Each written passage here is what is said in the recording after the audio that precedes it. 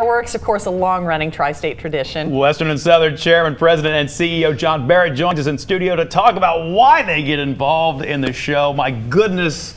Mr. Barrett, how are you, sir? It was simple. Yeah. It's been going on for a long time. The sponsorship dried up. They came to us and said, hey guys, this is not going to happen. Yeah. So a couple of years ago we signed on, very similar to what we did with tennis. This is a tradition, 41 years, 500,000 people, both sides of the river. It's great. Now, where do you watch the fireworks? I was thinking the same That's thing. You better have a great view, right? Secrets. That's what I want. Secrets. On Local 12. No, I know you're going to be down there probably. I'll be Check down in with there. Cammie and Brad at some point. Well, we do. Yeah, they're on the Kentucky side. Right. Yeah. So I'll take a boat over, check them out around 5:30. Okay. Back to the Ohio side. Then finally I watch it on top of the Phelps, which is on Lytle Park. Yeah. Oh, wow. And hopefully next year on top of what was the Anna Louise Inn, which will be the new Marriott Autograph. Sure. Oh, wow, that'll be a good spot, won't it? Do you get any indication of some of the surprises beforehand? Would you prefer to be surprised? Well, I do know that this year it's going to be called At the Movies, and the Rozzies have worked closely with the radio people, and they're going to choreograph a beautiful thing, but a lot of new fireworks this year. We just hope they all work.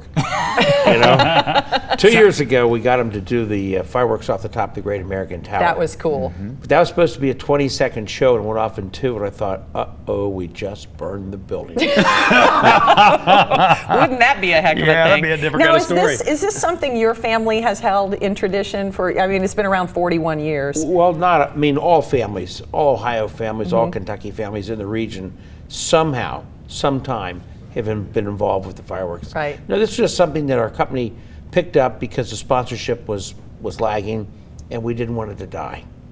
When you see all of you just mentioned the families, you see all the families down there, that not just the tradition of it, but knowing that you've got, you know, grandparents and parents and kids all coming down, that's got to be it's a great big what it's all picnic. about. Huge picnic.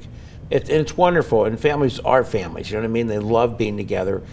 Labor Day is the official end of the summer. It's a wonderful time for everybody. Well, does it sort of make, I mean, when you talk about how big the tennis tournament has grown in Mason and continuing this tradition of the fireworks, do you feel a little bit like Santa Claus?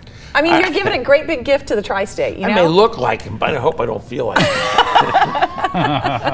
It's got to be a great feeling for you personally, though. Well, it is, but I love to see it. We also have our company picnic on the riverfront.